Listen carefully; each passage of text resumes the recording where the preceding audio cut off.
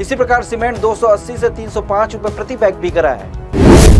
नए वर्ष के जश्न पर पुलिस का पहरा, हुड़दंग और मचाने पर होगी सख्त कार्रवाई। नए वर्ष के जश्न को लेकर होटल क्लब संचालकों ने अब तक कार्यक्रम आयोजित करने की अनुमति के लिए पुलिस को पत्र नहीं लिखा है। वहीं दूसरी ओर पुलिस ने नए वर्ष में जश्न की आड़ में हुड़दंग रोकने की तैयारी में जुट गई है। बिलासपुर उसलापुर के मध्य 10.4 किलोमीटर लंबी आधुनिक रेल लाइन पर रेल का निर्माण कार्य अंतिम चरण पर है। ये रेलवे की पहचान बनेगा। इतना ही नहीं, बिलासपुर यार्ड से ट्रेनों के क्रॉस होने की बड़ी परेशानी भी पूरी तरह समाप्त हो जाएगी। सबसे बड़ी उपलब्धि ट्रेनों के परिचालन की स्थिति रहेगी, जिस पर सुधार होगा। सांसदों के निलंबन के विरोध में रायपुर में प्रदर्शन। दिल्ली में सांसदों के निलंबन के खिलाफ कांग्रेस देश भर में प्रदर्शन कर रही है।